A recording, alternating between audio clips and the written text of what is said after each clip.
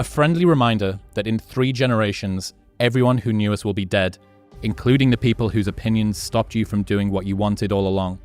Imagine that someone you know achieves every dream and hits every goal they have. Years later, they get old and die. 2 years after that, how much do you care? About as much as everyone else will if you accomplish your goals and dreams. Do it for you. It doesn't matter whether I achieve all of my goals or I don't achieve all of the goals. In 3 generations, I'll be forgotten, and the only people who were naysaying against me will also be dead. And so then it's like, just do it for me.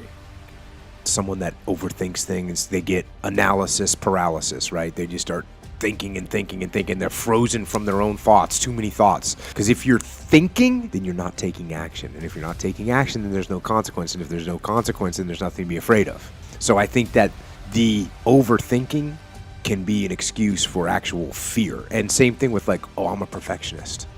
That's also fear. It's fear of not being perfect. And then on top of that, low confidence. Well, if you have low confidence, guess what? You're afraid. Your confidence is low. You're not sure of yourself. So you sit around and think about doing it instead of actually doing it. And then anxiety. Well, yeah, anxiety actually is fear. But let me ask you a question. If you're so smart, then why aren't you taking action and making something happen? So you've got a big IQ, that's no excuse to sit around and overthink things. Especially because if you're so smart, why can't you come up with a quick solution? Why can't you realize that overthinking is actually causing the problem harm? It's not moving the problem forward. So quit thinking so much and take action. The gift of now is powerful. This is a day that you have never seen before, and this is also a day that you will never see again. You said the same stuff last year. Broke, that was your excuse last year. I'm too busy. That's a good one, but not good enough. Why are you busy and running from your purpose? Nobody will help me. Woe is me. Nobody will support me. Honestly, until you start for real, until you launch, there ain't nothing to support. People tired of hearing you talking about me. We can't help you. We can't support you until you get started. Start now. No time to wait. You have a purpose. It is imperative that you do not waste the time that you have been given. Life isn't fair at all. At all. So what are you going to do about it? I knew that no one was coming back to help me. No one was going to miracle me to be somebody special. Everybody that called me, my dad, my mom, all my situations were on me now, and solely on me. So I had to start developing an indestructible mental toolbox. Your best work has to come when you're least motivated. Where does that come from? It comes from basically, I had to stop thinking normal. I had to stop thinking normal. I can no longer be a common man walking around doing common things. And that's the thing you have to realize. Everything you do, you may have some support, you may not, but it's on you. You have to make the decision whether you want to be a bad or whether you just want to be mediocre and everything's okay. But being a bad hurts real bad. And that's why I didn't want to do it.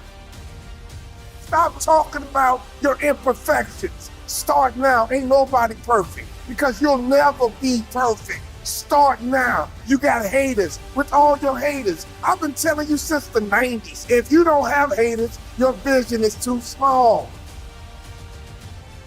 Got to dream big, start small, act now. Dream big, start small, act now. See, stop waiting for the temperature to change. Stop waiting for your feelings to be in check. Stop waiting for everything to line up. It's never going to line up. It's never going to be perfect. You just got to jump. You just have to jump. You have to believe in yourself because you already know what defeat feels like. You already know what the pain feels like. You already know what uncertainty and doubt and insecurity feels like. You already know what failure feels like. Give yourself a chance. On the other end of suffering is a life that many people don't know even exists. It's a beautiful world because like the 40% rule. We all live in this world where our brains are keeping us in this box. Outside that box, on the other edge of suffering, which is on the other edge of that 40%, is a world that's endless of opportunity. But we are afraid to go outside that box because in that box it's comfortable. That's where all of our nice stuff, that's where the nice 4-lane highway's at. I know where the restrooms are at. I know where the gas stations are at. Outside that box, man, God gives you a shovel and says, man, start digging. That's not fun. But when you dig your own path to all kind of stuff that's unknown. And that's why I started realizing, man, like on the other end of this is some beautiful stuff. So I got outside my box and realized, man, on the other side of the box was all this stuff. Discipline your thoughts. Stop thinking too much. Don't go into the past. Don't go into the future. Be in the present. Why? Because only then it's possible that the mind is free, the capacity is free, and now you can completely immerse into whatever you are doing. And this means you have arrived. A moment of pain is worth a lifetime of glory. Remember that. If you tell yourself the truth, and the truth is, I'm not happy with where I'm at. That's the truth. The truth is, I can do more. The truth is, I can work harder than I'm working right now. The truth is, I can do more for my family. The truth is, I can do much better than I'm doing right now. And if that's the real truth, if that's what you believe, if you believe that to be the truth, you won't have to find more discipline. Discipline will find you. I wanted to live my life in a way that when I died, I was proud of myself. I know what pride felt like. And if it took pushing myself to death, I was willing to do that. But I want to look in that mirror, not impress anybody, not money, not fame, not nothing. I wanted to impress the guy in the daggone mirror. And I worked endlessly and tirelessly to do that. And it happened. Stay in your lane, but just take inspiration, do more, think less, action removes doubt. The more you do, the less you have time to doubt and overthink things. Everything changed for me when I realized that we're not meant to feel excited and perfect all the time. I started accepting that where I am right now is where I'm genuinely meant to be. Tough days are all a part of the process. Lean into them. Bad days are also part of a very good and meaningful life. So on my toughest days, I think about getting through one more day, one more workout, one more rep. The cost of staying still, the cost of being reactive instead of proactive, and basically the cost of not being aggressive, because that's what we're talking about, is a lack of aggression.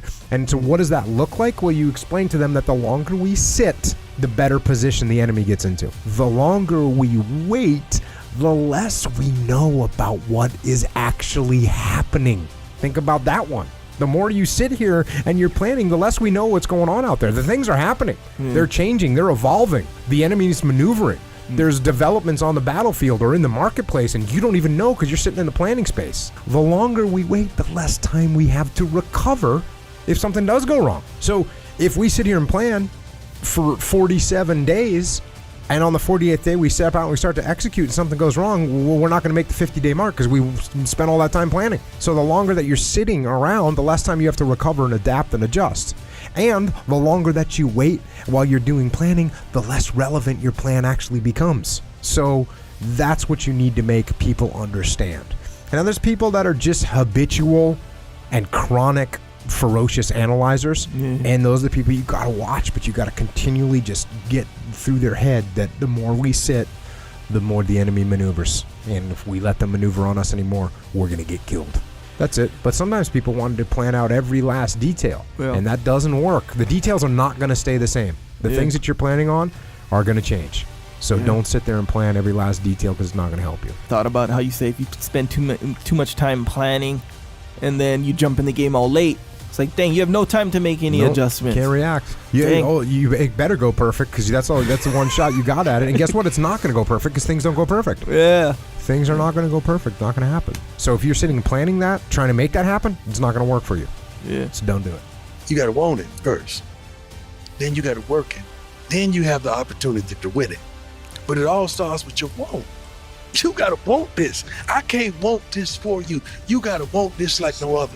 Then the work has to happen.